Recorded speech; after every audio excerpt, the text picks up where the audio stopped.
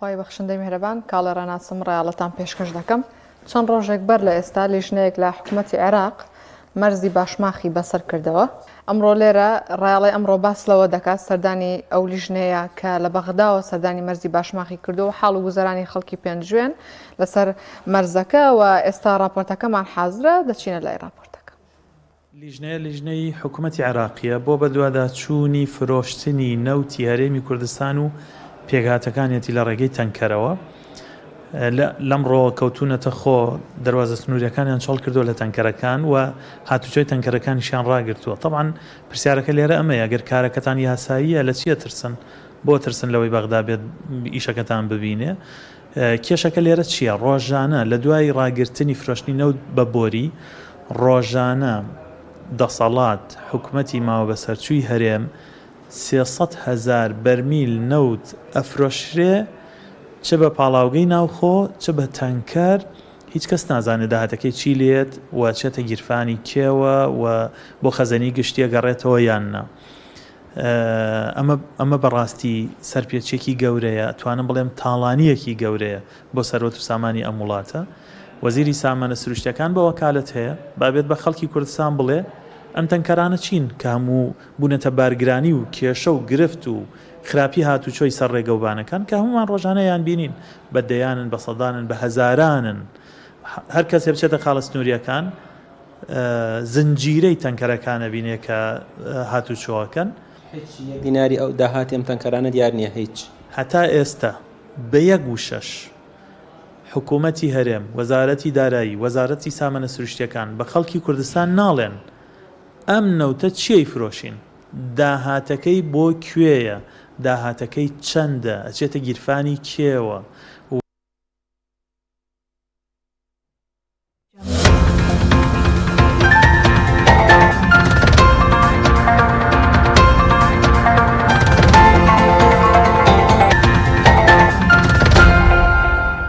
بەڵێ ئەمە ڕاڵی ئەمڕۆیە بە میوانداری هەرێکێک لە بەڕێزان کاک عەبدوڕەحمان خالید پارێزەر زۆر بەخێر بێ کاک عەبدوڕەحمان، هەروەها کاک باوەڕ جەمال شارەزای ئابووری بەخێر هاتن. سوپاس بۆ ئامادەبوونتان لە ڕاڵە. کاک باوەڕ، دەواازە و مەرزەکانی هەرێمی کوردستان داهاتێکی بێشماریان هەیە، ئەم داهاتە بێشمارە دەگەڕێتەوە بە خەزانی گشتی. بڵێ بەناوی خۆی گەورە سڵاوتان لێبێت. وڵات دیارە بەداخەوە ئەوە نزیکەی 8 بۆ 10 مانگە بە هیچ جۆرێک داهاتی ناوخۆ نەخراوەتەوە خزمەتی بودجەی گشتی و هەروە پێشتریش دەستی بەسەردا دەگیرا. بەڵام بە تایبەت لەم چەند مانگەدا کە حکوومەتی عێراق تەمویلی حکوومەتی هەرێمی کوردستانی کردووە ئەم داهاتە بە هیچ جۆرێک ناگەڕێتەوە بۆ دارایی گشتی و ئەوەی لە نەگەڕانەوەی داهاتەکە بۆ وەزارەتی پەیوەندیدار مەترسیدارترە بریتیە لەو قاچاقە ئێکجار گەورەیەی کە هەر لە ڕێگاکانی نزیکی ئەو مەرزانەوە یاخود بە ناو ڕێڕەوی مەرزەکانە ئەنجام دەبدرێ. ئەگەر با بڵێن لە مانگێکە 10 ملیار دینار بە حەقیقی کاڵا و باجی هەرێمی کوردستان بێ، بەڵام لە بەرامبەردا چەند ئەوەندەی ئەو داهاتە بە قاچاق داخڵەکرێ. من کۆمەڵێک دۆکۆمنت و دۆسیەم لابوو کە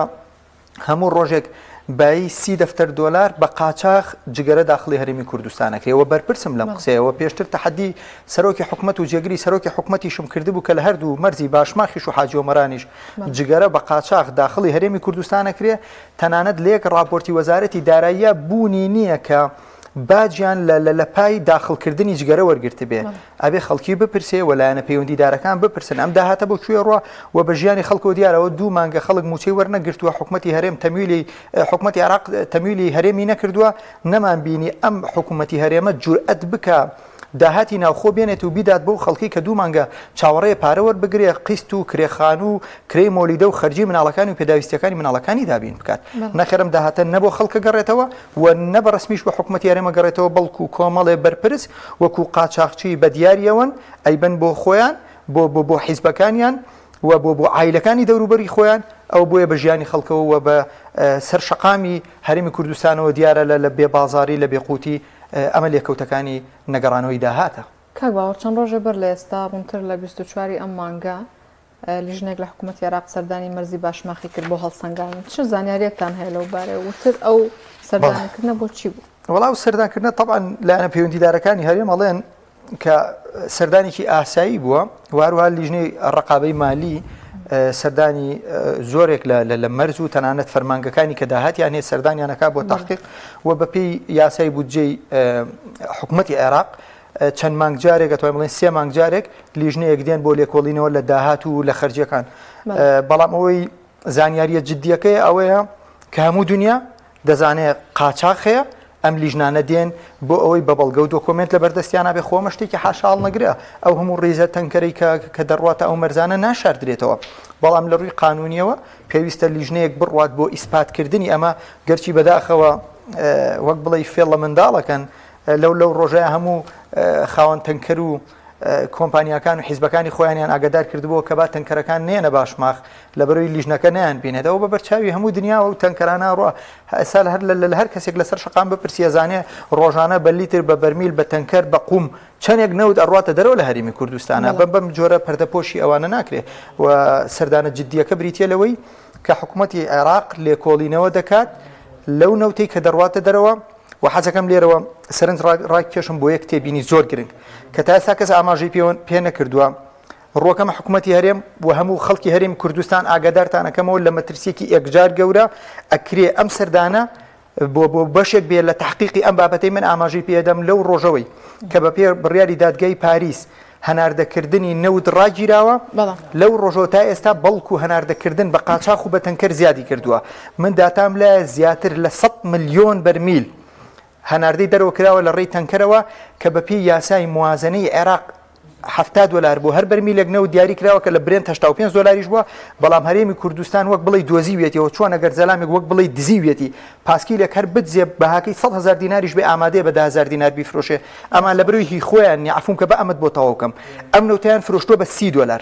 خەتەرە زۆر گەورەکە لێرەوە بەرپرسم ئاماژەی پێدەم فەرقی نرخی سۆمۆ لەگەڵ ئەو نرخی کە حکوومەتی هەرێم فرۆشتوێتی $40 100 ملیۆن بەرمیلیان فرۆشتووە 4 ملیار دینار فەرقی نرخی نەوت ئەبێتە قەرز و حکوومەتی عێراق داوا لە هەرێمی کوردستانەکە لە بەروی پابند دەبوون بە بڕیاری دادگا و بە یاسای موازنەی عێراق حکوومەتی فیدراڵ ئاگاداری هەموو بارودۆخان حکوومەتی عێراق لە هەموو کەس باشتر ئەزانێ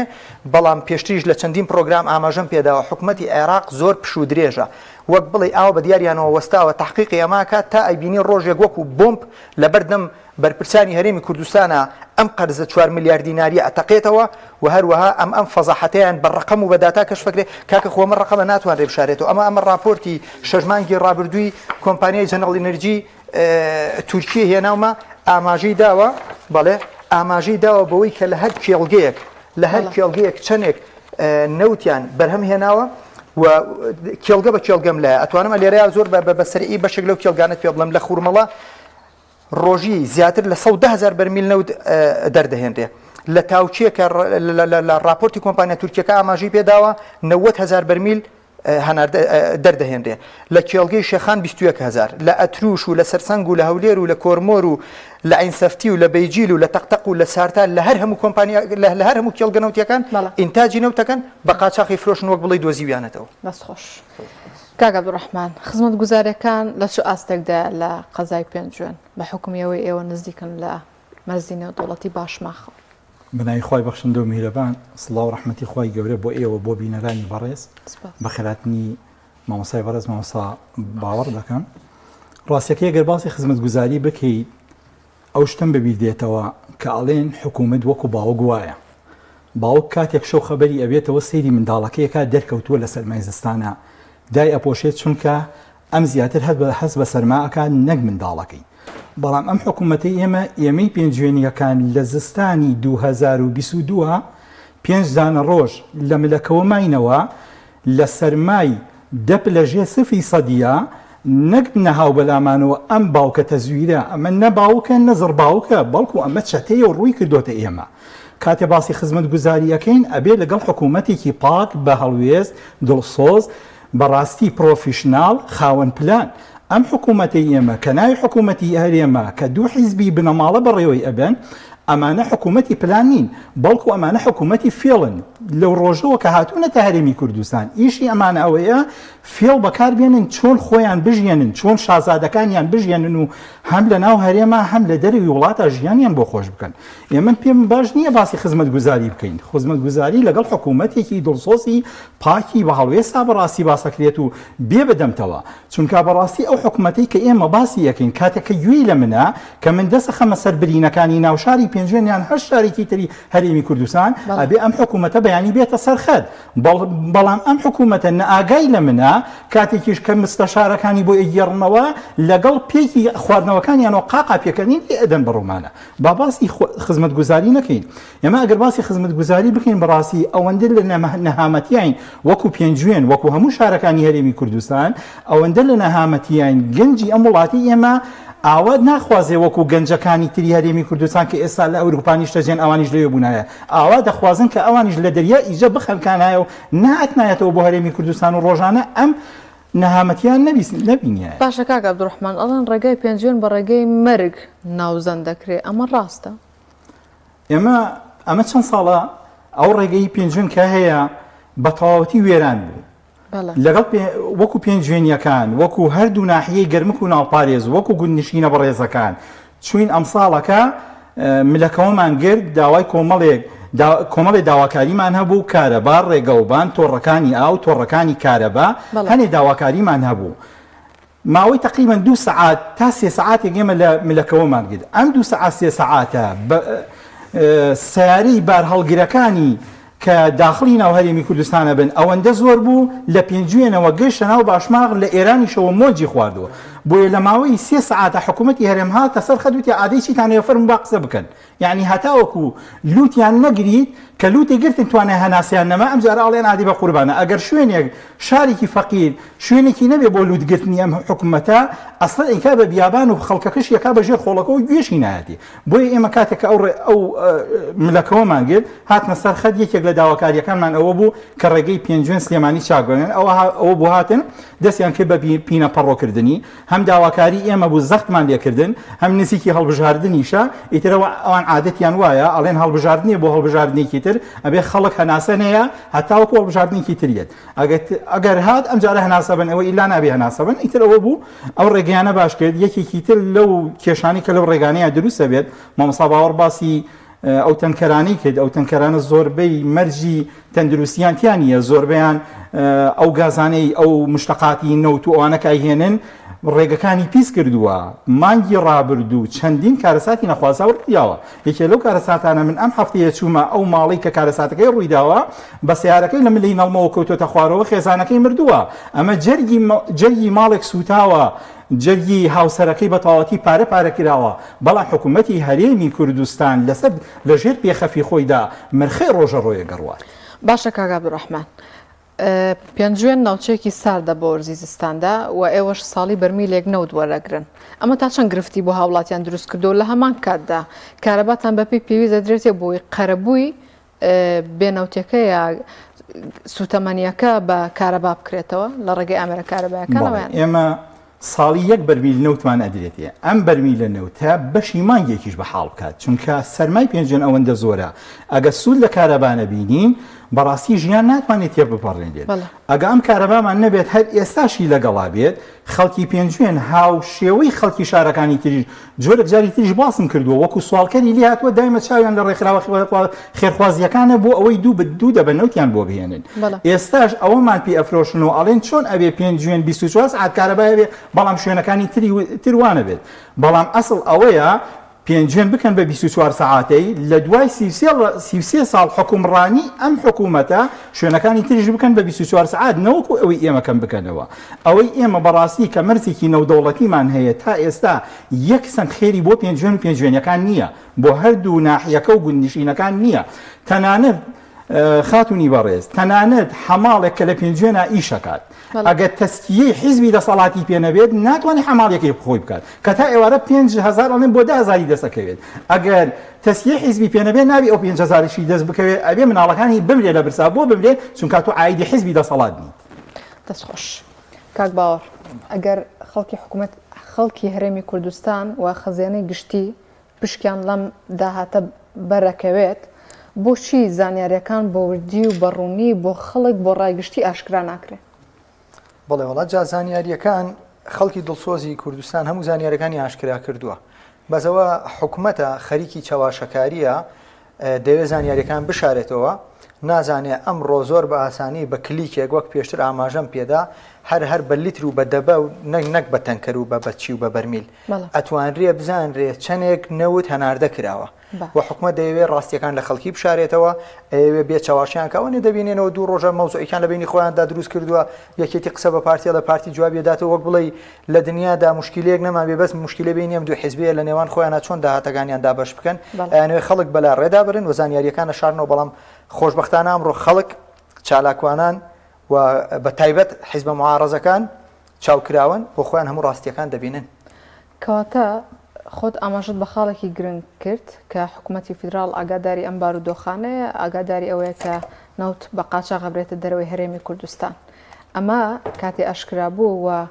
وەک خۆت ئاماژت پێکرد حکوومەتی فیدرال بەیانووی بە هەرێمی کوردستان گرت چ دۆخێکی نەخوازرا و ڕوو لە هەرێمی کوردستانەکە؟ وەڵای جاوە مەترسیەکی زۆر گەورەیە من دڵسۆزانە ئاشکرام کردو حکوومەتی هەرێم ئێستا نزیکەی 33 ملیار دلار قەرزارە و هەروەها ئەم 4 ملیار دلارە کە ئەکرێ زیاتریش بێت بەڕاستی من بە پێ و داتانی کە لە لامە ڕێژەکە بڕێکیش زیاترە بەڵام لە لەحزەیەکدا 4 ملیار دینار قەرزی تر دێتە سەر خەڵکی هەرێمی کوردستان ئەبێ بە 37 ملیار دلار بەس پێم بڵێ هەرێمی کوردستان کێتوانێم قەرزە باتەوە با بەخۆم بنەماڵەوە حیزبانە کەی ویستیان پاسپۆرتی دەرەوەیان هەیە و بۆی دەرەچن و ئەم قەرزە بەسەر نەوەی خەڵکی کوردستان و پارێزگاکانی هەرێمی کوردستان ئامێنێتەوە بەڕاستی من زۆر تێبینیم لەسەر حکوومەتی عێراقیشەیە یعنی گەرچی بۆعدێکی ئەوەیە کە مماطلە بکاتەوە ئەکا تاوە کۆی بتوانێت وەک زەلامێک چۆن قمارەکە هەرچی فرسەیە خەنە بەردەستی بۆی ئیفلاسی بکەن و بن بەسەر یا دەست بەسەر ماڵ و مناڵیشیا بگرن بەڕاستی حکوومەتی عێراق بە دیوێکە واکە بە دیوێکی تریشا هەندێک لایەن لە حکوومەتی عێراق من بڕوام وایە شەریکن لەگەڵم بەرپرسانی حکوومەت بۆیە لێوێ ئەوانیش دێن بە جۆرێک تەبریەی بەرپرسانی هەرێمی کوردستانەکەن تەوافقیان هەیە ئێمە بەداخەوە لە هەرێمی کوردستان خەڵک کەوتوتە بەرداشی نێوان حکوومەتی هەرێمی کوردستان و حکوومەتی عێراقەوە بەڕاستی خەڵک بۆی گرنگ نییە لە بینی تەوتین و هەژماری من لە بینی هەرێم و ناوەند لە بینی فرۆشتنی نەود لە ڕێگەی سۆمە و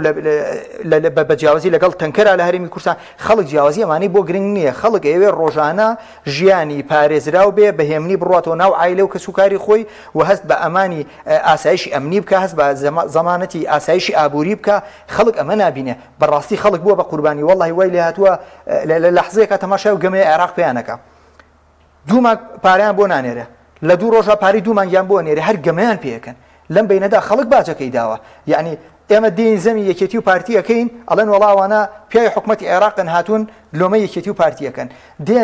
دین زەمی حکوومەتی عێراقەکەین ئەڵێن کاکەوە لە بەرژەوەندی یەکێتی و پارتی قساکەن یعنی وای لێ هاتووە بە جۆرێک دۆخەکە ئاڵۆز بووە ئەبێ بەڕاستی خەڵک وەک ئەم خەڵکی ئێمە بە وشیاری بتوانێت جیاوازیەکان لە یەکجیا بکاتەوە و هەروەها بزانن کێکن بە بەرپرسی خۆیان کەواتە خەڵک بەلایەوە گرنگ نییە کە لەسەر حکوومەتی عێراق بێ حکوومەتی هەرێم یعنی لەم نێوەندەدا چی بکە ئەو بەلایەوە ئاسەیەکەمەوە بەڵام داوای ئەوە کە کەمافەکەی پێ بدرێ بەڵێ خەڵک ژیانی خۆیەوێ دادەجان خەڵک ژیانی خۆی ئەوێ ئیستیقراریەتی هەبێ یعنی بەبەر چاوی خۆی و مناڵەکەی لە حەزە بە لەحزە گەورە دەبێت و دەگاتە زانکۆ و لە داخلی بەبێ ئەوەی دەرماڵی بدرێتێ بە قەرزاری ئەبێ زانکۆی پێتەواو بکەن خوێندن تەواوەکە ئەبێ ڕاکە بە ئەوروپا لێرە هەلی کاری نییە یعنی هەر لەو لەحزەی مناڵەکە دروستە بێت و دەیبێتە خوێندنی سەرەتایی هەتاوەکو تەواویشەکەی تو هەست بە فەرق و جیاوازیەکەی لە بینی خوێندنی ئەهلی بۆ خوێندنی حکومی لە بینی زانکۆی ئەهلی بۆ زانکۆی حکومی خەڵک بەڕاستی بۆی گرنگ نییە وەڵڵاهی لە هەر کوێی دنیاوە بەرپرسێک بێنی ئیدارەی ئەم هەرێمی کوردستانە بدا خەڵک بۆی گرنگ نییە ئەیەوێ دەستێکی پاک و ئەمین بتوانێت ژیانی شایستی بۆ دابین بکە و بەڕاستی بە حەقی خۆش ێزانم لێرەوە داواکەم خەڵک بە وشیاریەوە بەڕاستی دەستی پیس و دەستی ئەوە تێبینە گرنگەکەیە خەڵک ئەبێ بزانێت کێ دەستی پاک و نەزیهە کێ خەڵکی ڕازگۆ ئەمینە بەڕاستی بەرپرسیاریەت بدەن بەدەست ئەو کەسانەوە نەگەوەی تۆ بە ئاشکرا یعنی لە کوێی دنیادا بۆ تۆ ئەزانی ئەم حکوومەتە ئەم حیزبە دزیت لەیەکە ئامادەبی متمانەی بدەیتەوە یعنی ئەگەرم خەڵکانە ساحب مارکێتێک ساحب مەطعەمێک بن ئاوە بە بەرچاوی خۆیانەوە شاگردێکیان ببینن بە 500,000 دینار و بە 10,000 دینار دزیان لێ بکە تخوا سەعاتێک لای خۆی هێڵنەوە ئاخر معقول نێت تۆ 33 ساڵە دوو حیزب بە بەرچاوی تۆوە سەرخان و ژێرخانی ئەم وڵاتە ئەدزێ ئەیبا بۆ خۆی تۆ لێ قبوڵەکەیت وڵی چی تێبینیە دوایەوە منەمێ ئەوە بڵم هەندێک خەڵک هەیە لە قووت و لەو بندیواری خۆیان نەترسن من پێیان ئەڵێم ئەزانم ئێوە لە ترسی پارەی حرامی بندیواریتانە ناتوانن ڕاتان بگۆڕن کاکەگەر خەڵکی خاوەن عەقڵ و وشیار خەڵکی نەزیه و پاک بێتە پێشەوە لە حکوومەتەکانی ئایندا بەخوای مراعاتی هەموو کەسێکەکە بەس بە سیستەم بە دابینکردنی موچەی چاودێری کۆمەڵایەتی ئەو خەڵکەی توانایانی هاوکاریەکرێ کە ژیانی بۆ دابینەکرێ ئەو خەڵکەی کە توانای هەیە کارگەی نیشتیمانی بۆ دروستەکری ئەخرێتە سەرەوە بۆیە من ڕوەکەمە بەتایبەت ئەو کەسانەی کە بندیواری ئەم دوو حیزبەی فەرمانڕەوان ئەڵێم مەترسن ئێوەش وەرن سزای ئەم حیزبانە بدەن بۆی چیتر پارەی حرام نێتە گیرفانتانەوە خەڵکێکی نەزیه و پاک هەڵبژێرن دڵنیا بن حەلی زۆر پاشیان پێیە بۆی ئەوەی ئێستا بە حرامی وەریەگرن سبەینێ لە کارا بە حەڵاڵی وەری بگرن. بەس خۆش کاک عەبدوڕەحمان بەڕێستان چالاکوانی کۆمەڵگەی مەدەنی چیتان کردووە یا ئەرکی چالاکوانانی کۆمەڵگەی مەدەنی و ڕێکخراوەکانی کۆمەڵگەی مەدەنی لەم بارەیەوە چی؟ ئێمە وەکو چالاکوانانی مەدەنی کاتەکانی خۆمان خستۆتە سەر یەک بە بەردەوام لە دانانی بەرنامەیان بۆ ئەوەی خەڵک وشیار بکەینەوە کە ئێوە لە ناو کارەساتێکی زۆر گەورەیان پێویستە ئیتر چاوتان بکەنەوە ئیتر بیر بکەنەوە 33 ساڵە حکوومەتێک بەس ئەتاوسێنێتەوە فێڵتان لێ ئەکات سەرخان و ژێرخانتان ئەدزێت تاکی ئەم هەرێمە کە ئێستا کۆرپەلەیەک لە ناوسکی دایکایەتی هێشتا لە دایک نەبووە قەرزارە ئێوە ئەوە ڕۆیشتن ئێمە هەمووان ئەم جیلە ڕۆیشتین بەڵام جیلی دوای ئێمە و دوای ئەوانیش هەمووی بە قەرزاریەت دەواست بێنن لەوەی کە بەڕاستی ئێمە کە خەمی خۆمانیە لانی کەم با خەمی جیلی دوای خۆمان بێت با دوعایەکی بەخێرمان بۆ بکەن و با دوعای شەڕمان لێ نەکەن بڵێن ئەمە سەلیقەی ئێوەیە چەند ساڵە 30 ساڵە 40 ساڵە لەگەڵ ئەم حیزبانەیان دوو حیزبن کە بەس تەنها دەوڵەتداری نازانن بەڕاستی ئەبێتە خەڵک هوشیار بێتەوە ئیشی ڕێکخراوەکان یاخود چالاکوانانی مەدەنی ئێمە ئەوەیە ئێمە بەس تەنها نەچوین ملەکەوە بگرین و زەخت دروست بکەین بۆ ئەوەی حکوومەت بێنینە سەرخەت و ئیشەکانی خۆیان بکە بەڵکو بە بەردەوام لەناو خەڵکان خەڵک وشیارەکەینەوە هەروکو مامۆستا باوەڕی ژووتی ئیتر بەڕاستی خەڵک ئەبێت فێر ببێت تێ بگات ئەم حکوومەتە خەڵکی حکوومەتداری نەماوە وەڵاهی ئەم حکوومەتە لە یەکەمیانەوە هەتا کۆتاییان سەلیقەی نەحکومداریان هەیە نەدڵسۆزیان هەیە نەبەڕاستی ئیمانێکی وایان هەیە بیان ترسێنێ ئیتر بەسە ئەم پیسخۆریە ئیتر بەسە ئەم حرامخۆریە من چەند ساڵێک لەمەوە پێش لە محازەرەیەک هابووم دکتۆرێکی بەڕێز محازەرەی پێ ئەوتینەوە وتی سەرەتای کابینەکانی حکوومەتی هەرێمی کوردستان کە سەرەتا بوو وتی لە خەستەخانەیەک هابووین یەکێک لەو وەزیرانەی کە سەرەتا وەزیری تەندروستی وتی هاو بۆ خەستەخانەکەی ئێمە وتی داواکاریتان چییە وتی ئێمەش وڵات پێمان هەنێ داواکاریمان نووسی و لەگەڵوانی شاوتمان وڵات کانۆلایشمان نییە وتی کانۆلاتان نییە نەوەڵات کانۆلایشمان نییە بە ئەوەی کە شتەکان نووسێ وتی کانۆلایەکیان بۆ بنووسە وتی کانۆلایەک وتی مدیر خەستەخانە وتی جەنابی وەزیر کانۆلایەک وتی بۆ یانی کەمە کانۆلایە وتی ئایچا کانۆلایە چییە وتی بۆی بکە بە دووار یانی وەزیری تەندروستی لە شاخ هاتۆتە خوارەوە ئەلفوبای تەندروستی نازانێ ئیکا بە وەزیری تەندروستی دڵنیا دەکەمەوە ئەمانەی ئێستاش سەیری بڕوانامەکەیان مەکە دکتۆرنەوە دوجار ئەمانە هەمویان دەرباری بنەماڵن بنەماڵە بڵێ بەڵای ڕاستە بڕوا بەلای ڕاستە بەلای چەپە بڕوا بەلای چەپە یعنی بڕوانامەکەی و ئاستی ئەکادمیەکەی بەکار نایێنێ بۆ خزمەتی خەڵک زۆر باشە ئەو داهاتی کە لە مەرزی نێودەوڵەتی باشماخ هەیە ئێوەش پشکتان بەردەکەوێت یا تەنها نەهامەتەکەی بۆ ئێوە نەخێر ئێمە بەستەنها نەهامەتیەکەیە ئێمە بەستەنها ئەڕوانینە ئەو بارانی کە ئێستا پێی ئەڵێن باری قاچاق جاران بەڕاستی ئەیانوت حکوومەت نایڵێ قاچاقی لە وڵاتە بکرێت ئەبێت یاسا سەروەر بێت ئەبێ بەڕاستی هەموو شتێک لە جێ خۆیان بێت ئێستا یاساشکێنی گەورە و قاچاقچێتی گەورە دوو حیزبی بنەماڵە کە ئەم کوردستانە بڕێوەن ئەوانیکەن ئێستا ئەو داهاتەی یەتە باشماق هاوشێوەی ئەو داهاتی کە ئەچێتە مەرزەنێ و دەوڵەتەکانی زۆنی زەردیش ئێستا هەردوو لا ڕێکەوتوون تۆ جۆرێک لە جۆرەکان بەرنامەیەک بۆ خۆت دابنێ بڵێ ئەمە نایی فری لێ ئەنێ قاچاقی لێ ئەنێ ئێستا ناچێتەوە ناو سیستەمی گومرکیەوە و ئەم جارە داخلی ناو هەرێمی کوردستان بێ ئێستا ئەو بارانە کە داخلی ناومەرزەکان ئەبن کەس بۆی نییە بڵێ ئەمە بارە ئەمە چییە و چییە هەر ناشتوانی سەیری ناوچاوی شۆفێرەکە بکە یەڵە ئەمە هینی فلان کەسە با بڕوات ئەمە چش لەوە کە داهاتەکەی خۆی ئیبا کەسیش نازانێ ناو ئەم بار هەڵگرە چی تێدایە کەس نازانی چی تێدایە ئەمە خواردنی بەسەرچووی تێدایە ئەوە داو دەرمانی بەسەرچووی تێە ئەوە تەقەمەنی تێدایە و سبینێت لەسەر چای خواردنەوەی لە چایچیەکە لە چاخانەیەکە نەفرێک ئەکوژرێت نەهامەتێکی زۆر گەورە لە ژێ سێبەری ئەم دەسەڵاتەیە. باشە کاک عەبدوڕەحمان لە هەموو وڵاتێک گەنج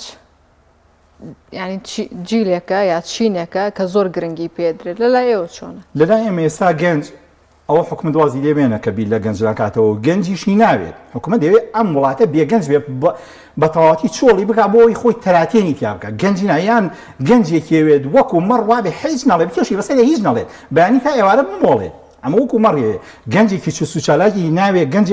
گەنجێکی نایە بڵێ نەخێر بڵێ نابێ بڵێ بۆستا بڵێ ستۆپ ئەوانەی ناوێت نەخێر قەدەغەیە زەڕبێکی ناوە گەنجەکانی لای ئێمە لەگەڵ کۆمەڵێک گەنجی شارەکانی تریش لە ئێستاە مەشغوڵی فەلاحەت و جوتیارین کە بەڕاستی لەم بوارێشتا کە ئەمە سەرچاوەیەکی داهاتە حکوومەت هاتووە بواری کوشت و کاڵی بەتەواوەتی ئیفلاس کردووە لە لای ئێمە خەڵکی لای ئێمە هەم لای ئێمە هەم شارە زۆر گەرمیان شوێنەکانی تریژ هەم بە دەستی کار گەنجەکانیانیان ئیشەکەن هەم کوشت و کاڵیشەکەن بەڵام بەداخەوە کاتێک بە هەزار نەهامەتی بە هەزار ناڕەحەتی و مەسروفێکی زۆر بەرهەمەکانیان پێ ئەگەیەن بەڵام دوچار بازاڕی نییە و هەمووی ئەڕژێت و بۆگەن ئەکات و کەس نییە لیان بپرسێتەوە و گەنجی ئێمە ئەوەی بۆ ماوەتەوە دەستخاتە بن ئەژنۆی و سی. کاک عەبدوڕەحمان زۆر بە کورتی پێم بڵێ داواکاری خەڵکی پێنجۆن بەگشتی چییە؟ داواکانی خەڵکی پێنجێنەوەیە لایەک لە پێنجێن بکرێتەوە بەسە ئیتر ئەوەندە لەسەر فۆکس لەسەر ئەم کارە بادار نێت و ئێمە نەنێت نەمەدەکەوە عیبە بۆ ئەم حکومەتە ئیلا ئەبێ بچی لوتی بگری هەتاوەکو تەمە نەفەسە بێ ئەم جاراڵێ بەڵێ باشە لوتم بەر بۆ بەکار بکەتەمێت داواکاری گەنجی ئێمە ئەوەیە کە هەلیکاری بۆ بڕەخسێنی داواکاری گەنجی ئێمە ئەوەیە جیاوازنی نەکەی ئەو مەرسەنێ و دەوڵەتی هەیە وازمێنە کێ لە حیزبەکەی خۆتە و کێ لە حیزبی خۆدیە باوەکو یەک ئیش بکەن لێوەیە. دەستخۆش کاک باوەڕم بارودۆخە تاکەی بەردەوامە بێ ئەم بارودۆخە بەردەوامە هەتا ئەو کاتە یەکێتی و پارتی حاکمی هەرێمی کوردستان بن وە کۆتایی دێت و ڕایان دەگرین تا ئەو کاتەی بەدیلێکی جددی دەبێتە بەدیلی واقعی بۆ یەکێتی و پارتی کە پێشبینی کراوە نزیکە ئینشاءالله. بەڕێستان کاندیدن حساب کە ئێستا پلۆپۆستێکی بەرز بە بەڕێستانە درێ یەکەم کارکە بیکەن بۆ خەڵکی پێنجێن چی دەبێت؟ وڵا بۆ خەڵکی پێنجێن و بۆ هەموو خەڵکی کوردستان من ئەڵێم تەنها داهاتی هەرێمی کوردستان بێتەوە دەستێکی پاک و نەزیه و ساخ بەشی هەموو شتێکا لە هەرێمی کوردستانە بەس گرفتەکە ئەوەیە ئەم داهاتە ئێستا لە بەردەستی چەتەیەکەیە ئەگینا لە هەرێمی کوردستان لە فەرمانگەکان پڕیەتی لە فەرمانبەری شارەزا قوتابخانەکان پڕیەتی لە مامۆستای دڵسۆز و شارەزا مامۆستای خاوەن ئەزمون بەڵام ئەوەی کە نەقسە نەبوونی داهاتە لە دەستێکی ئەمینە داهات بگێڕنەوە بۆ خەڵکی ئەمین پشت بەخوای گەورە گەورەترین چاکسازی و گۆڕانکاری لە ڕێیە هەر بەو کەوادیرانش کە ئێستا لە فەرمانگەکانن بەڵام کەوادیرە حیزبیەکان دەبێ بە خۆیان نابچنەوە چیتر نەبنە بارگرانی بۆ خەڵکی مەدەنی و موچەخۆری حەقیقی. کاک باوەڕ ئێوەش چالاکوانی مەدەنین لەو ڕۆ چیتان بۆ خەڵکی هەرێمی کوردستان کردووە بەگشتی؟ وڵای طبعاً چالاکی مەدەنی بریتیە لە کۆمەڵێک پرۆسەی مەدەنی یعنی لە ماوەکانی ڕابردوودا بەردەوام لە خۆپیشاندانەکان